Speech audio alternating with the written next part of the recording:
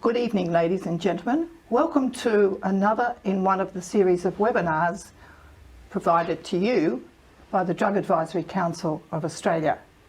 And my name is Jan Kronberg, and I'm the National President of the Drug Advisory Council of Australia. And with me tonight is our guest speaker, Noel Ashby, Former Assistant Commissioner of Police here in Victoria. I'll be introducing Noel in greater detail, but I want to attend to a few other matters before I do that. So this evening, in welcoming you, we also want to go out of our way to thank you for being part of this process tonight. This event is an important event, and we hope that you'll learn a lot.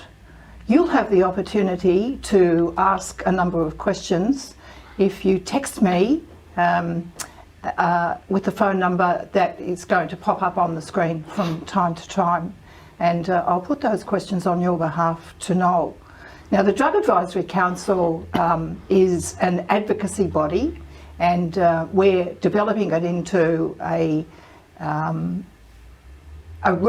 representative organisation with greater contact around this great nation, and we provide a lot of energy and a lot of commitment to our push against the acceptance of illegal drugs and its impact on society, and particularly its impact of illicit drugs on families. Now tonight we have a number of people who would have liked to have been with us, and because those people are of particular note and they are strong supporters of the work of the Drug Advisory Council of Australia, I'd like to make mention of their names. Senator Jane Hume, Senator James Patterson, Matthew Bark, the Shadow Attorney General here in the state of Victoria, the Shadow Health Minister, Georgie Crozier, a very strong supporter of our work, and the opposition leader here in Victoria, Matthew Guy. Now, the people who are part of our audience tonight, who I'd like to mention as well, is the Honourable David Davis, who is the Shadow Treasurer of Victoria and the state member in the Legislative Council for the Southern Metropolitan Region. We also have another former Member of Parliament in Inga Powlich, former state member for South Eastern Region. Our patron, Dr. Alexander Callis, our patron, Elaine Walters, are joining us tonight. And another one of our patrons from Sydney can't be with us tonight, and this is Bronwyn Bishop. Bronwyn Bishop is a great supporter of the work of the Drug Advisory Council, and she is appearing on Paul Murray Live tonight. She normally appears on a Thursday night. It's tonight she's on. So she's asked for a friend of hers and a supporter of our work to join on her behalf. So I'd like to welcome Robin Nolan to our midst tonight. Now, this webinar has audiences in Queensland, Tasmania, New South Wales, Victoria, South Australia and Western Australia. So our offering tonight is across the nation with the exception of the two territories. So I want to welcome each and every one of you for the commitment that you have made. Now, the Drug Advisory Council has spent a lot of time, because here in Victoria we've been under a series of 6 lockdowns, and it's caused us to work hard when we've not been able to literally leave the building. And so we've done a lot of strategic planning. We've invested, I think, quite wisely in a new website, which I invite each and every one of you to have a look at. And you can visit our website at www.daca.org.au,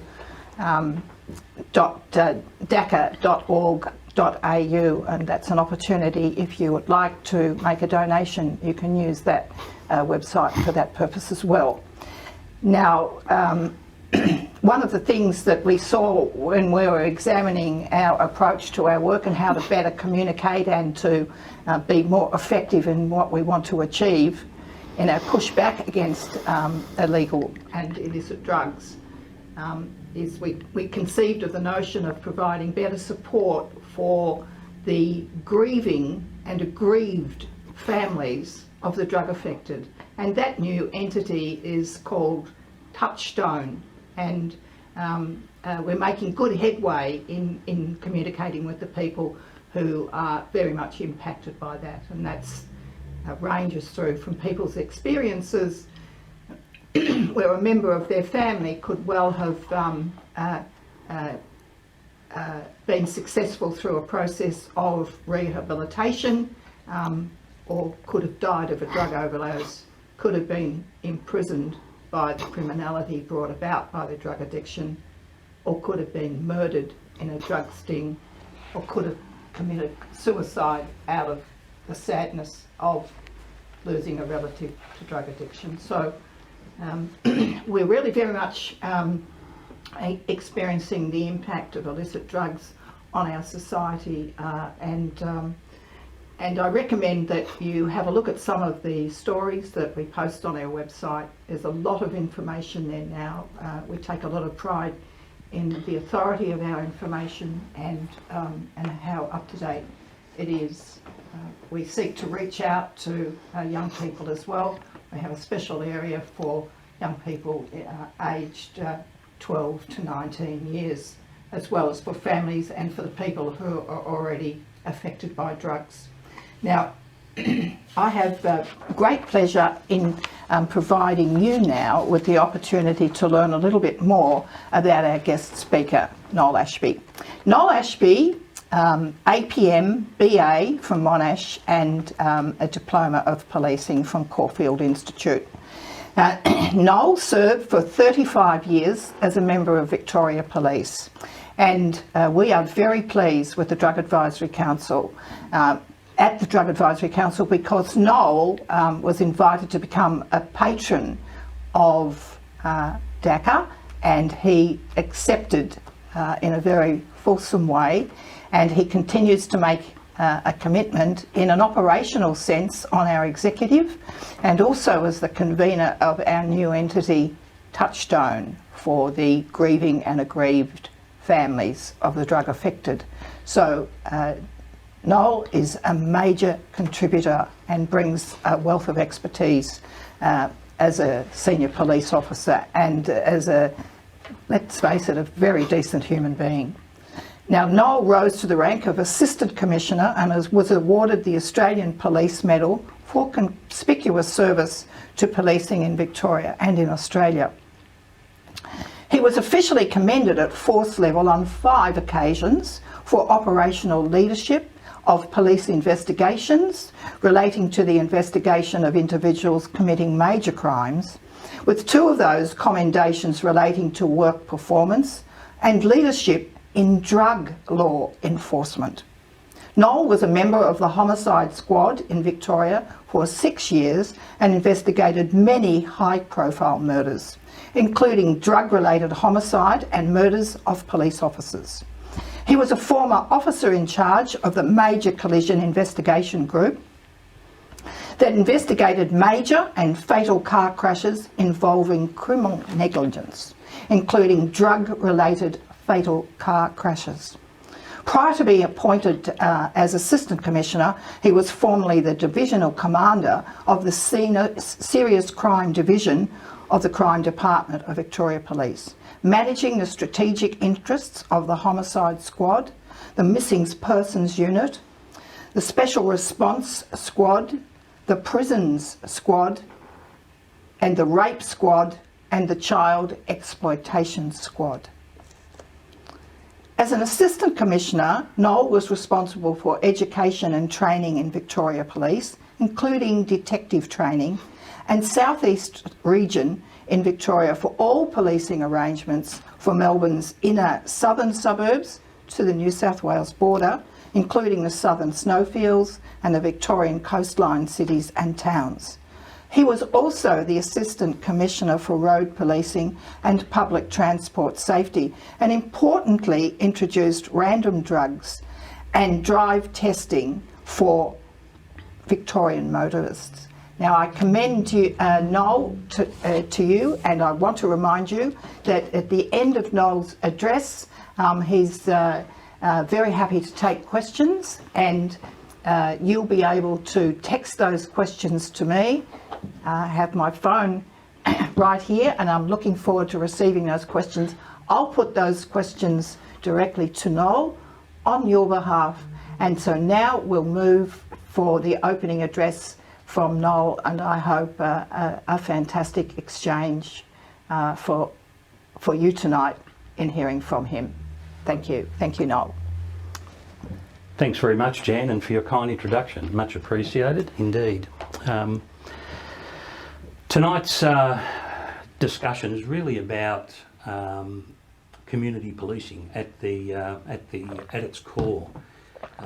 Drug law enforcement takes many forms, and the forms that it takes span a range of activities in terms of crime. The core level, nevertheless, is where drug enforcement is seen largely is at street level. That's the very first level of drug law enforcement in any policing organisation in Australia, in any state or territory. There's other levels, and they're not for this webinar, and perhaps later we can talk about those at another time. But they're mid-level strategies, which gets to perhaps more organised activity across regions in a particular area. There's also what's known as drug crops, etc., and that's now grown to include clandestine labs and synthetic related drugs that are now produced in our society and used. There's also national crime, the level, and also transnational crime, which is international crime and where drugs are sought to be stopped at the borders. And in the last couple of years, we've really seen outstanding successes in stopping drugs at the border. But it's interesting to know that there's only a very small percentage, it is believed, of the drugs that are actually stopped at the border. So the rest are getting in. Once they come in, they're then distributed, and they appear on Melbourne streets. They appear in Melbourne's homes, they appear in a number of places across regional Victoria. The interesting thing that my experience taught me was in the 70s, when I was at school, where we had drug education. And the drug education spoke about the things we're still talking about now. Drug education spoke about people that died on our streets. Drug education spoke about family dysfunction, personal loss, individual loss, economic loss. It spoke about the tragedy of the individual particularly, the hopelessness of drug addiction. And along the way, since I joined Victoria Police, I saw a huge transition. We saw a transition of technology. We saw a transition of policing strategy and tactics. We saw the emergence of internationalism. We didn't really see a shift on the streets with drug-related crime at the moment. We saw people continue to die, and we're seeing people today continuing to die. We've seen the courts and we've seen governments implement diversion and similar strategies in order to minimise the effect of a criminal conviction on some people. We've seen failed health strategies, and we've seen some minor successes along the way. But at the moment, we're still seeing what we saw largely in the 70s and from there on. The emergence of, and since that time, I might say, we've actually seen further emergence of threatening interventions into our community. These things mean, in terms of drugs, we see drugs and driving now, and statistics that have been released and certainly existed when I was in Victoria Police and in the Major Collision Investigation Group.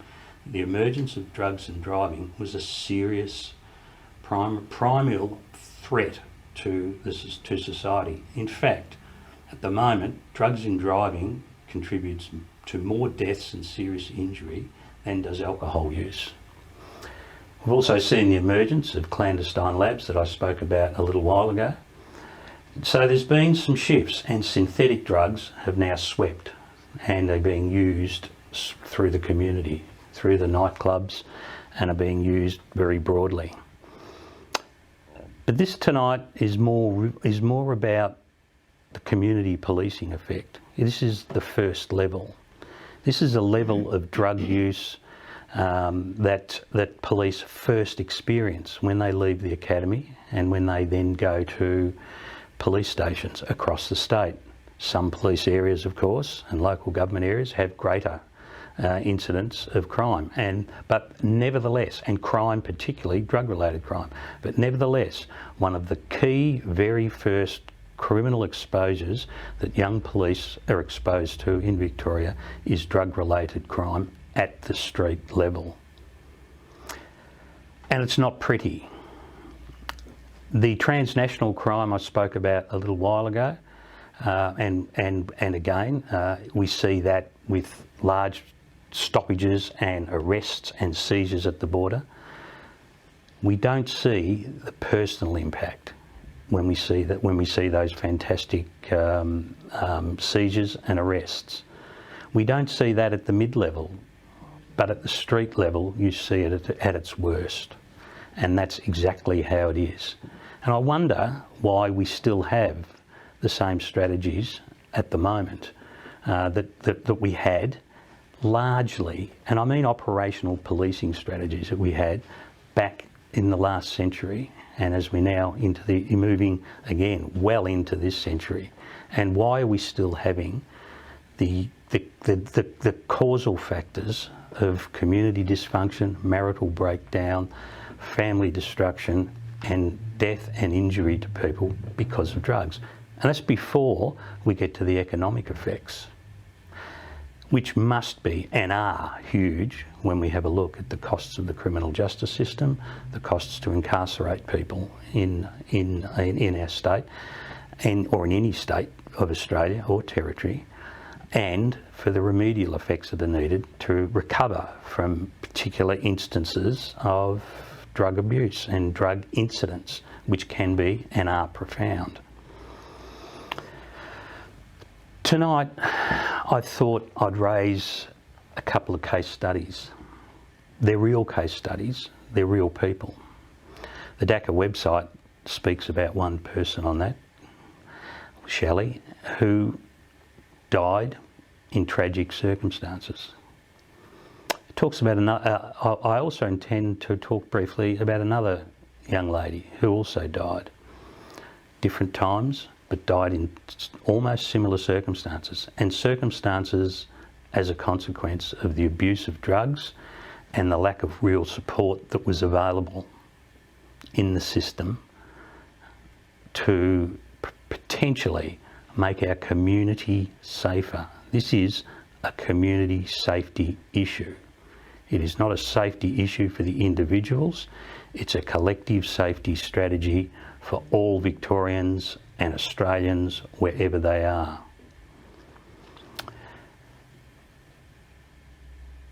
In 15 people in a short period of time, in under 2 years, died on the streets of St Kilda in the last century. Sounds a long time ago, and it probably is. But the fact is, it's not that long ago, but it's long enough for us to look at this, what we could have learned from those strategies that were introduced following that spate of deaths in St Kilda. Liz was a young woman who came from the hard side of town, if I can say that.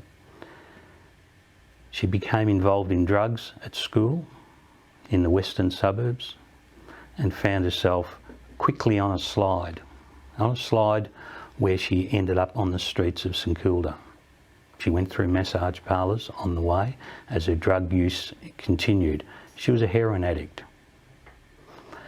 She also used other drugs casually, and so did her boyfriend, who ended up in jail for armed robbery. It was a path to nowhere because the streets where Liz ended up at that time was the same as where Shelley went, and Shelley came from completely different circumstances.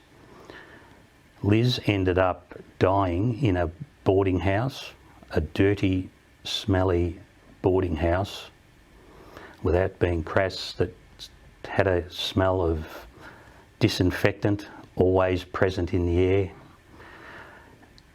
And after she died of a drug overdose in a drug den, her body was sexually abused. She died in terrible circumstances, and as we look back and we look forward, it was almost inevitable. Shelley was a bit different. She was involved in the media for many years. She had a prominent position in a television program. She was introduced to drugs socially, and she started the decline. She was cut. She became a liability. She lost her job. She went through massage parlours as she steadily declined. Again, ended up on the streets. Some time later, but the same story. Shelley died face down in a lane, and in circumstances, again, where Victorians didn't hear about it. A lot of those deaths were never seen, nor reported, nor heard.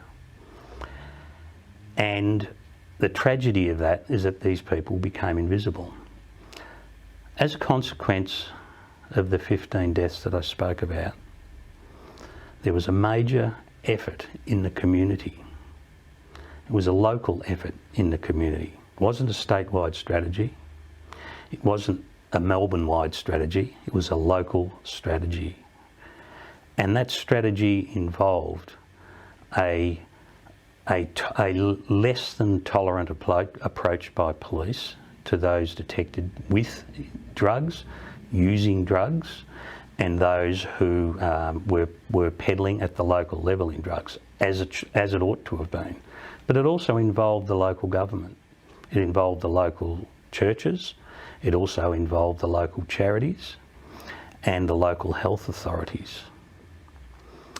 There's no doubt it was a success, because the level of drug crime that occurred in and around the local government area deteriorated rapidly, as did all other forms of crime, all other forms of crime and street disorder. They virtually disappeared from the streets. It was still within the range of normal activity for social disorder, but it was not out of control as it had been previously by any stretch. The downside of the strategy, and here is a lesson, and the downside is this: it moved the drug trade elsewhere. It moved the drug trade to Melbourne's western suburbs. It moved the drug trade to some selected provincial areas and capitals in Australia, in Victoria. So, if a strategy that could work with a combined effort on enforcement, on tolerance and rehabilitation and community support could work in an area that was a drug-infested area at the local level, and an area where 15 people, young people mostly, died in a 2-year period, then why wasn't that thought about to expand further? It simply moved the problem. What's more interesting is that the Australian Institute of Criminology maintains a database on policing. It's updated regularly, and it actually provides a definition for street drug crime, and the definition is right. It's keeping the community safe, limiting the flow of drugs through particular areas at a given time. It's aimed at improving public confidence and safety, which is what occurred in the area I spoke about earlier. But it also said policing strategies work. It said the policing strategies at street level policing actually work if they're applied wholly across a broad area, are maintained wholly across a broad area, and as a consequence, successes will emerge. So I wondered what happened in the period between when the database was established at the Australian Institute of Criminology back in 2007 and has recently been updated to the definition I just provided a few moments ago, which was provided in 2020. Because Shelley and Liz and a host of others died a long time before that. And after that, there was a strategy put in place that worked, that then never emerged again. So from the 70s to now, there's been reforms without doubt, but we still have problems in the street. We still see problems in key areas of Melbourne, and in fact, one could argue it's worse with the emergence of synthetic drugs. Some could argue we now know what drugs are doing in motor cars and how they're killing more people in Victoria at the moment than alcohol in cars. So there is some evidence that is good evidence to give us an indication to say, based on any evidence, we haven't really come a long way. I know we hear about crime statistics a lot here in Victoria. I've been part of that for a long time and was part of that for a long time. But I've always argued that crime statistics are meaningless if the public doesn't feel safe. It means nothing that there's no crime in a particular area if the community don't feel safe. So the emergence of drug statistics constantly reported that show that there is increases, decreases in large numbers up and down in over almost a generation must show that we are not winning any fight against drugs. And of course, we've seen one of the key changes, one of the key reduced initiatives is a medically supervised injection room in Lennox Street in Richmond. We hear a lot about the successes of the facility. We hear, and if you read their website, over 252,000 have used drugs legally within the premises in supervised circumstances purportedly. We see 4,441 people as of today that are being treated for health and homelessness issues through the facility. And we hear that it's largely a success. Well, I would like to see the statistics for crime and public disorder that have occurred on the street in and around the facility, in and around the facility in Lennox Street, Richmond, not just limited to calls for ambulance and police at the facility, because that would allow a genuine assessment to be made on the true success or otherwise. Because the issue is this: right now in Victoria, it's a crime to possess and use drugs of dependence. However, there is a confusing message for law enforcement by any standard that people are allowed to possess and use drugs, but to travel to a place and and do so with impunity to use drugs. Is that a future that's going to find a solution for the Shelleys and the Liz's of this world? And there are people right now who are like Shelley and Liz, who this time next year won't be with us. They will have died because of drug use in that time. The message is, are we, in terms of a policing organisation and policing street strategies, surely they must want to know that what's the level of disorder occurring in and around and not at the medically supervised injection room, and so we can make a real genuine assessment on the success or otherwise of the facility, because it impacts seriously, regardless of what anyone will say, on the police's ability to make the community of Richmond feel safe and be safe. There will be no panacea. There will never be a panacea. But there can be a genuine, broader strategy to target the use of drugs and not permit it. There can be a better strategy to be a liberal democracy with a heart and genuinely assist and help those who are first-time offenders. But recidivist offenders that continue to use drugs, threaten others on our streets, drive motor cars and cause injury and death to others surely is not the way to go. If we go back, as I said earlier, to when I was at school in the 1970s, if we go back to that time, the messages were there. They were very clear at my school.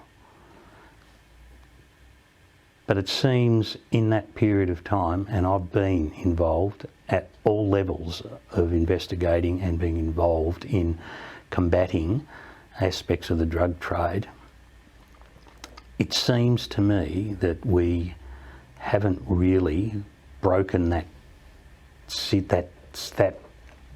ceiling to ensure we can actually have strategies that will genuinely reduce the incidence of drug use. And as it happened after the 15 young people who died in one local government area, improved the area immensely. And I wonder if there had have been the commitment to such a unified and community approach with a law enforcement approach that was fair, that was reasonable, and that was nevertheless unbending for those who were breaking the law, where we would be now. Tonight, I haven't sought at all to address the broader issues of drug trafficking, drug cartels, transnational crime, there for perhaps another day. But for what they bring in and they distribute throughout our community ends up on our streets. Ends up on our streets from across Melbourne, ends up on our streets in our provincial cities. And how much longer are we going to continue to tolerate that? There is a way forward, and the way forward is one of commitment and combined effort. It's not to minimise the law, it's to recognise that it is a crime to possess and use drugs. It's a more serious crime to distribute drugs. And the amount of money that is involved and the finances involved, even at the street level, is breathtaking. And the one thing I go back to when I was an operational policeman in the inner suburbs of Melbourne, and then a supervisor and then a manager, is that people that were stopped, routine people at street level involvement in drugs, never knew how much money they had. They never knew how much they had in their pocket or in their car. They never knew about the volume of money they had. Some would say they had $10,000. They'd have $50,000. Some had, one particular, as I recollect, had a stash, as they called it, at a railway station, and when it was recovered by police, back last century, it exceeded $255,000 in cash. The average person was making a lot of money and were peddling drugs that were killing people, like Liz and Shelley and the 15 that I've mentioned, whom they were, one of them was part of. So I invite your questions tonight. I invite any questions that you've got. But the very first thing we should underpin anything that we're thinking to do in terms of genuinely combating drugs in our community is that it's not an easy road, but it's a road that can be traversed properly, and it doesn't have to be a road that allows and acquiesces the use of illegal drugs that harm our children, harm our society and harm ourselves. Thanks, Jan. Thank you very much, Noel. Ladies and gentlemen, we have some questions coming through, and I'm going to start to put those to Noel, and we welcome more of them, so if you're in a position to do so, use the telephone number appearing at the bottom of the screen so that we can receive them and put them to Noel. We're going to run a tight program to get as many questions across. They're already quite a breadth apparent, and I'll be putting them to Noel shortly. Before I do that, what I want to do is to remind you of the opportunity to make a donation to the Drug Advisory Council of Australia, and you can do that by visiting our website and transacting a donation. People during the booking process for this event have made donations, and that is really very gratifying. We're very pleased to receive those donations, and that will go a long way to helping us in our work. So thank you very much for your generosity and your support this evening. Now, Noel, I'm going to draw upon some of the questions that have come through. Yep. I have one from Queensland here. Yep. It's a bit of a long one. Somebody's gone to a lot of trouble with this. Bear with me, ladies and gentlemen. During your presentation, you touched on someone possessing and using drugs of dependence as prescribed under various schedules as a criminal offence. You also alluded to likely tensions between the medically supervised injecting room, and that's the one Noel has referred to in Richmond, allowing people to possess drugs of dependence and use them at the facility. Does this lead to law enforcement confusion and lack of motivation or inertness? Noel, over to you. Yeah, thanks, Jan. Two parts to that question, I guess. There's no doubt that it's difficult. It would be difficult. I haven't had to been involved in an enforcement role, but I would have hated to have worked at St Kilda or Dandenong or Broadmeadows or any other major suburban police station as a normal general duties police officer with a facility like that. It would cause confusion. There would need to be specific guidelines. Are you able to stop someone travelling to the premises, whether they're in a car or on foot, and search them for drugs? If you have reasonable grounds to believe they're carrying drugs, there's uncertainties there. And the uncertainty exists because it's still a crime. The Drugs, Poisons and Controlled Substances Act prescribes the possession of drugs as a serious offence. So our police have some difficulty in that, and it would be demotivating, and it would lead to an inertness, no question about it. And it could be also an extremely demotivating factor where police may wish to go around the facility and only go there out of necessity. it's creating not an inclusive response to the combating the issue of drugs in our society. It's exclusive. It's pushing police perhaps away from what they would do. You can guarantee they won't tell you that right now, but I will bet there are operational tensions in and around that facility right at the moment. And it's also one other, for the author of the question, there's one other point to make. Ambulance people attend to the facility for overdoses, to administer medical processes and procedures to people that have overdosed. Quite often, police need to assist them. There's a whole tension across the emergency services in dealing with instances of overdoses and perhaps violence that may occur in and around that facility. No, thank you. I have another question here, and this one is from Victoria. What is the status of the ports and shipping and the checking of entry with particular reference to drugs? It's hard to get precise statistics, but it is well believed that less than 2% of drugs are detected coming into Australia. Now, at the border. Think about that, because we've seen some significant arrests and significant recoveries of drugs and discoveries of drugs at our borders in recent times. In fact, in the last week or so, we've seen the largest seizure of illegal drugs.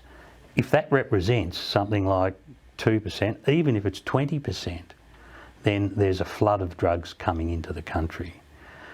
Border Protection has processes where they X-ray containers coming into the country, and we would need to know, and it's not something we do know, what percentage of containers coming in are actually searched or X-rayed. And as I say, it's purported to be somewhere around 2%, but as I say, if it's 20%, that's a massive inflow of illicit substances and dangerous drugs into Australia as we speak and as we open up after the COVID pandemic.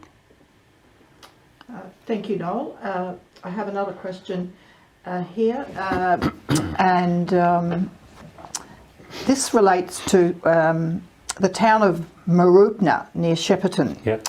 And the question is thus.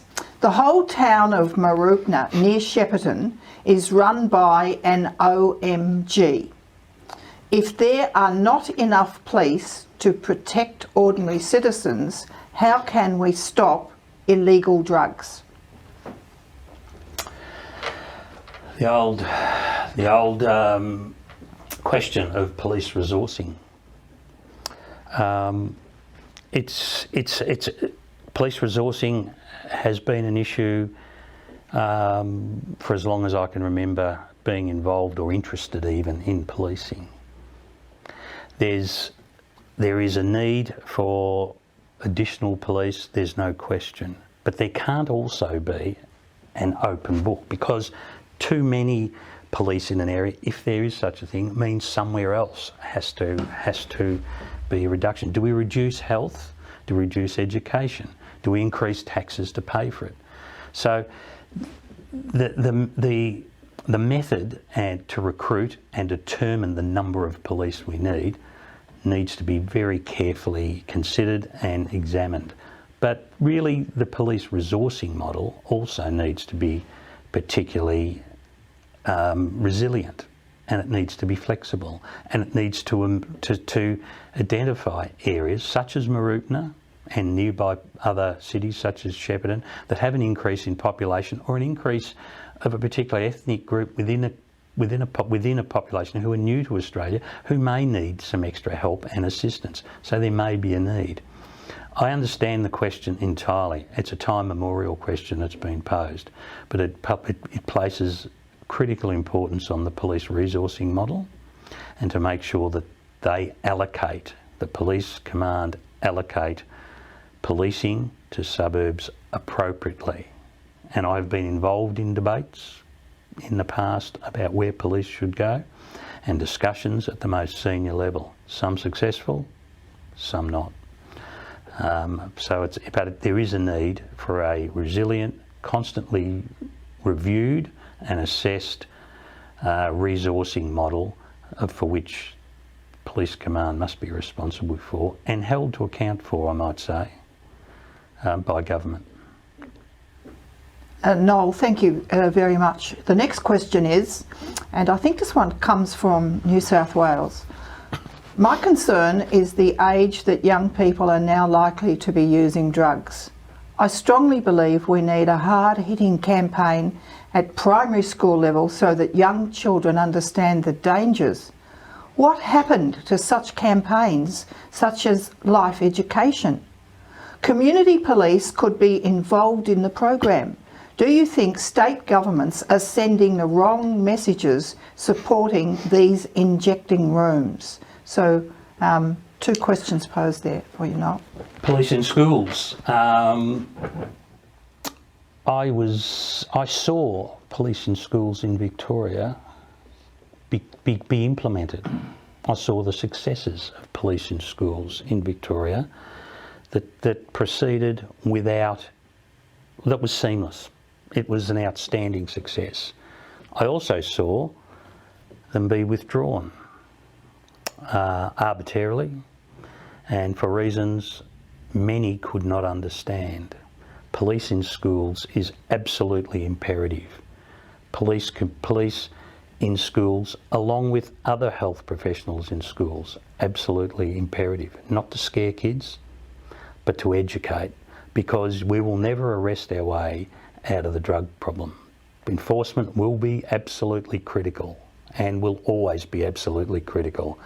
But education is equally as important, and police should be part of that as one of the key partners to try and reduce and eliminate the incidents of drug use in our community. And the second one, Jan? I'll have to toggle back to that one. I've had to throw to you there, sorry. Yes, the second one is, do you think state governments are sending the wrong messages supporting these injecting rooms? Yes, I do. I don't think there's been sufficient information. I think there's more spin. You read the website, everything is for the injection facility in Richmond, and the government announcements to expand the use of these facilities in Victoria.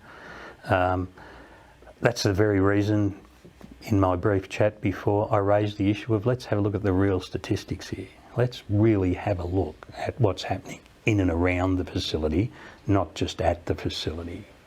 And let's have a look at those. We hear a lot of syringes, hypodermic syringes in people's backyards. We hear kids coming home holding syringes. That's not good. That cannot continue, and that cannot be the standard for a professional injection facility. State governments need to clearly, seriously consider their policies in regard to that, because surely the safety of the community is paramount for government, not safety of a group within the community, of the whole community. And if we're going to have injection facilities, then let's base it on actual statistics, facts, and let's have an actual discussion around how such a facility will work. And let's really understand what the oversight for these facilities are. And is it binding oversight or just commentary? I don't think the jury's out. I don't think the jury's been properly even charged or briefed on the truth of these facilities and what's actually occurring there. Noel, thank you very much. Another question. Why do so many people take drugs and talk about taking drugs as if it's okay? What can local churches do without getting out of their depth? So a double barrel question for you. Well, remember the second one, Jan, so I don't forget it in my answer to the first bit. Social media has been an issue I never touched on, but we've seen a lot of social media and it's brought not only a 24-hour news cycle, it's brought a 5-minute news cycle, and it's really changed the way people communicate in so many ways. And people will boast. People will think it's okay to take drugs if there's peer pressure to do so. I think religious groups, churches and other community groups need to simply stick with the evidence. Stick with the evidence. And the evidence that I outlined before, which I'll be providing some written information back to Jan and the rest of DACA in due course, about a strategy that actually worked in an LGA, and it was an inclusive strategy of everyone. I think religious groups particularly, they need to be careful because they don't want to be seen to be criticising and raising an issue that could well be some people could misinterpret. But I think they have a role, an important role and a community role to call it as it is. Call out drug use, call out the injury and harm it causes to families within their church or within their parish, and I think base any response purely on the evidence and question the facilities, the safe injecting facilities or whatever they may be called, based on the evidence, because that seems to only exacerbate the use of drugs in our community. Noel, thank you very much. The next question for you. Given that drug abuse is so dangerous, often leading to psychosis and violence, and this can lead to death, and is still illegal in Victoria, why do some politicians push the acceptance of drugs and their use? And what can police do in these circumstances? Well, police can enforce the law, whether they're politicians or not, and whether they're judicial figures or not, or regardless of whoever they are in the community, and they should do so fearlessly and without favour. Politics, and I'm not a politician, but people reflect philosophical positions and ideological positions, and some of the ideological arguments I've heard are ill-informed, and in my view simply only will result in further drug use in the community, and I question whether the drug use that will grow is something they actually want. That's not for any reason to say they want a worse community, but moreover they seem to believe that it is not as harmful as it actually is. Because drug use is, and I've heard the arguments, I've heard people say, you have a pill at 7 o'clock and you don't go out and drink too much, you have one pill and you stay awake till 6 o'clock and you feel really happy about it all. That's what it's a glib approach, because how many people do we hear that take the one pill and die of an overdose or end up in hospital with brain damage? Alcohol use, as the example I just gave, is lawful. Excessive alcohol use and using it in certain circumstances is unlawful. The role for police is to enforce the law openly, and the role for politicians is to persuade that their ideological or philosophical view is superior. And the only way to do that than the other side is based on evidence, and keep collecting evidence. Never stop, keep collecting the evidence. Thank you, Noel. That is certainly a very powerful response. Thank you for that. We have a message here for you from John Ballantyne, and he's saying, thank you, Mr. Ashby, for your insightful presentation. I have been told that Sweden has some success in curbing demand for illicit drugs among youngsters by conducting spot checks at schools and compelling users to undergo detoxification and rehabilitation. What are your thoughts on this strategy? I'd like to understand the strategy. I think if there's a strategy that's a good health strategy, we need to examine it.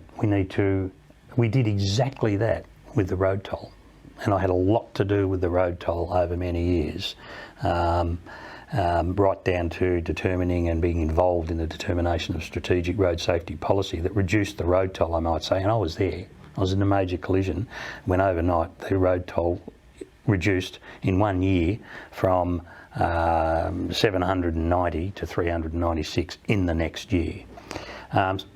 We learned strategies from elsewhere and we put together our own holistic strategy.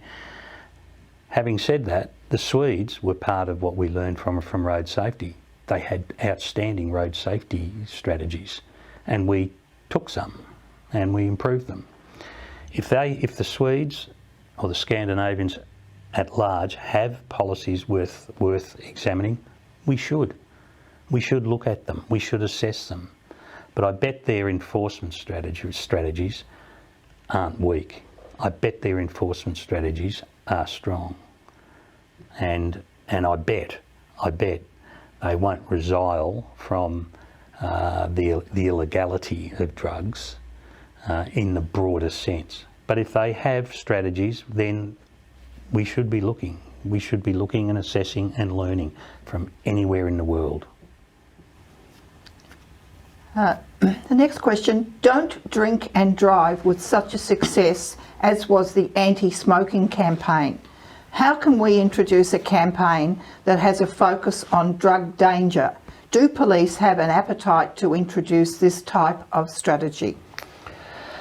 Yes, and when I was the Assistant Commissioner for Road Policing and Public Transport Safety, we introduced a number of strategies which included expansion of the speed camera network, safety camera network, red light camera network, but importantly we also were the first jurisdiction in the world to introduce random drug testing for drivers, and not individual tests but mass testing. The campaigns you outlined are right, they were successful, but they only occurred because of one thing. It wasn't a police strategy, police were part of it, police drove part of it, but it was a holistic public policy position taken by government of the day that introduced those policies. And they introduced them successfully, and they have continued to prosecute them. There is no reason, based on that, why the same couldn't occur for an anti-drug campaign, steeped heavily in the aspects I've spoken about: enforcement, community engagement, health. It makes sense, and of course, education. And we spoke about getting back into the schools. Thank you, Noel. The next question, and I'm looking at the time, and I'm going to make this the last question. So I want to thank those people who have sent through a host of questions, and it might come about that at another forum Noel is able to respond to those. The next question is, should we be trying to go harder on demand, not just supply? Should we prosecute possession offences even in small amounts? As a general concept, yes. People can make an error. We shouldn't be a society, in my view, that wants to walk everywhere and use a big stick. That will alienate people. But we can't have people serially breaking the law. We don't stand for people serially breaking the law in other aspects of the law. So if you're caught 3, 4 and 5 times, surely that's time to start thinking about the options that are available in terms of sentencing, because continued diversion programs, good behaviour bonds, community service doesn't seem to work, and people become completely inured to it, and they laugh at the system. The weakest link in any criminal justice system is when people can laugh at it and not take it seriously. So as a concept, if you're a serial offender, perhaps the time's up. Noel, thank you very much for those very detailed responses based on your experience and expertise gained over 35 years in policing. What I wanted to do is just to let you know that in the early part of the new year, the Drug Advisory Council of Australia is planning to continue this series of webinars focusing on drugs and the law and enforcement. And so just in terms of letting you know what we might be covering in the future, a future webinar could be directed to drugs and driving enforcement, and that might be something that focuses the mind on the other side of the upcoming summer holidays and everybody's movements around the state, and the outcome of celebrations and holiday festivities.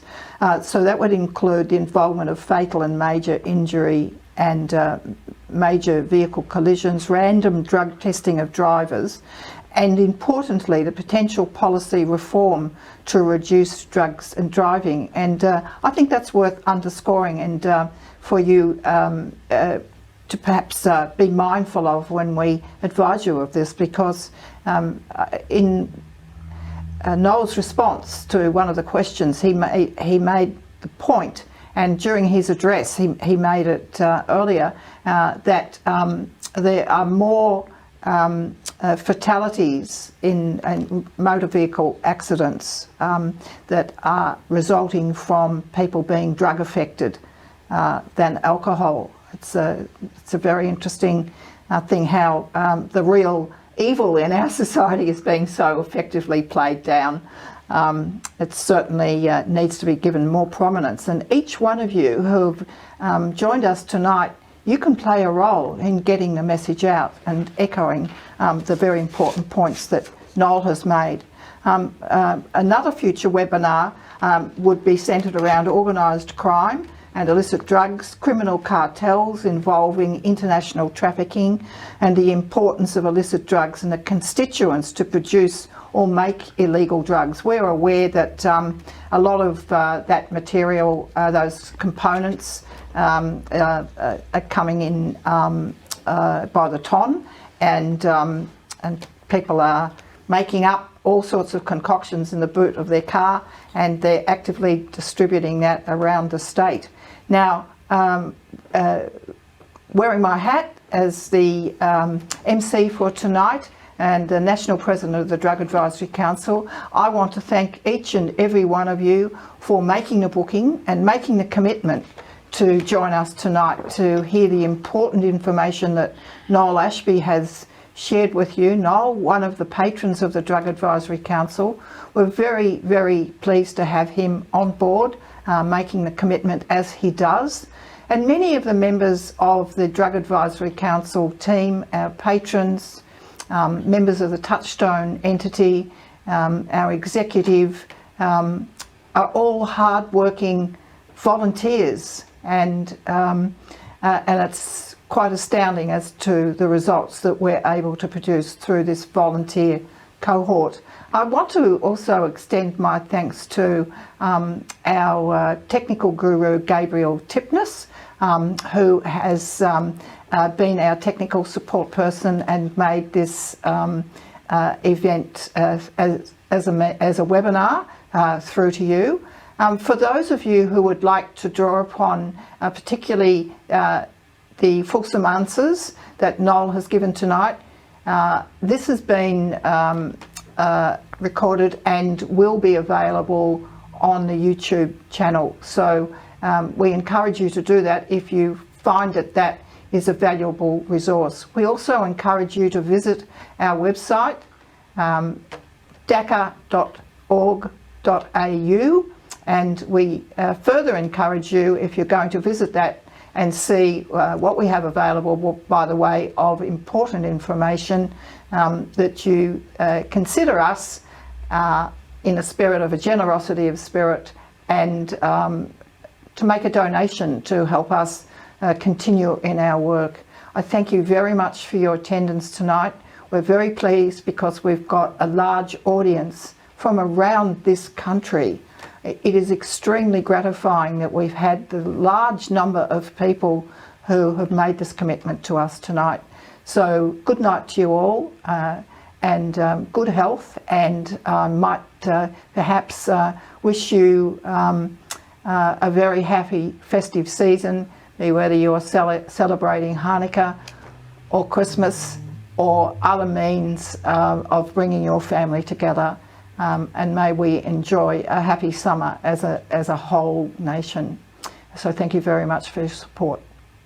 Good night. Good night.